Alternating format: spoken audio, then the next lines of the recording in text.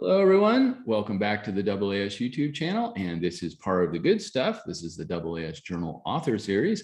And I'm very happy to have Ryan Jackim with us today. Hey, Ryan. Hello. Thank you for having me. Well, thank you so much for writing that lovely research note, which we'll get to in a little bit. What is your geolocation? Where are you at, Ryan? Currently, I am in Vancouver in Canada, sitting in front of the UBC campus, University of British Columbia. So very good. Yeah. And I caught that word presently. Do you have some motion planned? Yes, I plan on this coming term to start my graduate program at the UBC. Ah, very nice. Very cool. Congratulations on starting that program. Thank you. It'll be awesome. And one day I look forward to seeing some of your other papers and welcoming Dr. Jackim. Thank you. That'll be good. Let's see. So UBC, Victoria. I haven't done too many people in Canada. I think you're about number 3 or 4 in Canada. So how is the summer in UBC? I'm hearing all kinds of things about massive heat waves up in the Pacific Northwest, that kind of stuff. Well, to be perfectly honest, I only just moved here. I used to be in Vancouver, Washington, in the US. So okay. I recently crossed the border and got established here in Vancouver. But before I was in, the United States. So I don't really know much about what happened in up in Vancouver, but I do know what happened in the Pacific Northwest in Washington State, which was a big heat wave, a very big heat wave. And it has lots of issues, lots of wildfires. It's been rough. Yeah. Very good. Cool. Well, hopefully things will cool down here and we'll get back to some semblance of order, but who knows? We shall see. Hopefully, yeah. Very cool. So Ryan, what do you like to do for research? I like to research white dwarf stars. They're my fancy. I love them. There's just something about them that I like. I don't really know what it is, but I just like white dwarf stars. White dwarfs are good. I like white dwarfs. And other compact objects like it, like neutron stars and white dwarfs, they're just my fancy. Cool. Very nice. And that will bring us to this very lovely research note on something involving compact objects, that's for sure. Yep. And the open cataclysmic variable catalog. And Ryan, take us away.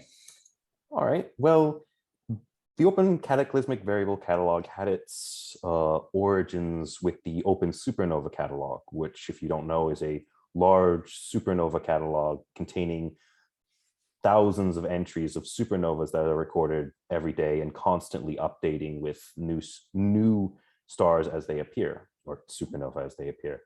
So the goal for this catalog was to sort of create a version of that for cataclysmic variables, but at least trimmed down a little bit to be more of a reference material where people could easily see where CVs exist and other candidates that would be available for further investigation. So that's the goal when we started this program and what we aimed to achieve. And we eventually did create a simplified version of the supernova catalog for that purpose with around 12,000 entries at this point in time, including both candidates and known CVs. Yeah, that was well said. Thank you. Very good. Okay. All right. Give a little shout out to your authors there, Paula, Brian, and Noah. Hi. and I gotta thank them for all their work, as they helped immensely with the project. Absolutely. Very cool. So let's go down. Right. There are several examples. So why don't you dig into it a little bit? All right. So there was several different other catalogs other than the supernova catalogs that was using this program known as Astrocast. I believe this is also using the other catalogs were like the tidal disruption events and the Novae catalog. And they were all using this Astrocast package to work with their program. And so I decided to use that package as well to create the CV project. Now, when we were deciding what to when we were deciding what we wanted to have in the CV catalog, we wanted to mostly have candidates. That was our most of our desire, was to have candidates in this thing for follow-up investigation. So most of what the candidates were dwarf nova or novae-like, or just sometimes candidates. There was lots of different assignings in all the different catalogs we searched for these CVs. So we decided to just go with all of these, anything that had a dwarf nova, nova-like, or a outburst. And so that's generally what we went for when we were looking for candidate. Sometimes candidate was just automatically assigned by a catalog, sometimes it wasn't. But the idea was generally just to get those candidates, just to get a compiled list of those candidates, and that's what we looked for here. Nice. Now, we went through several catalogs and various sky surveys. One was Assassin, as shown there. They report both nova-like or dwarf nova. Generally, we try to label them when we can in the catalog as dwarf nova or nova-like, but most of the time we just have candidate CVs. That's all we have, unfortunately, but it's a good start. Yeah, it's a good start. Good start. It's better than what existed before, so yep. Progress. And as said before, we have roughly 12,000 entries as of writing this. I think it's now on 13,000 entries at this point today, somewhere around there. Yeah. So it says updated daily. So is that updated by hand, or is that an automated? That is an automated program. It will automatically update every day forever until it stops. Okay. Very cool. So the package we used was the Astrocast package, which was a massive package that was built for the supernovae catalog. It was open source, so we used this Astrocast package for our own project here. And shout out to the developers of that package, because it's an amazing package. We worked with it for a while to identify sort of the basics, because we weren't trying to mimic the supernova catalog completely. We wanted a more trimmed down version for follow-up investigation, not necessarily a complete rundown of everything. And lots of these stars that we're looking at don't have barely any information whatsoever. So getting the basics is what we were shooting for with this. And so the basics that we went for was the name, the discovery date, the magnitude, the RA, the declination, and the type, if present. Most of the time, not even all these things were present in a lot of the entries. As you can see in this picture here, the magnitude is completely blank for these, as well as the type. We know they're CVs. That's about as much as we know, but we don't know anything more specific than that, other than a discovery date, an RA, and a DEC. But all entries should have a RA, DEC, and a discovery date, because those were requirements to be put into this catalog. If it didn't have that, it's no point. So when you update daily, what sources are you scanning? We're scanning several sources. The Assassin, Simbad. I think there's one for CTF, though I think that one's not a daily updated package. How about Gaia? Gaia. Oh yes, we are looking at Gaia. Yes. Sorry, I don't remember all of them specifically, but yes, we're searching many daily updating sky surveys, and that's updating daily. So we're all constantly getting new CVs and new cataclysmic variables added to this list. Mm-hmm. Very cool. Very cool. 159 pages, lovely. Well, it's got search facilities. That's good. Very good. All right. Looks like it's being hosted at UW. Yep, hosted on a UW website. Yep. Very good. So this sort of goes into what's on every page in deep depth and detail.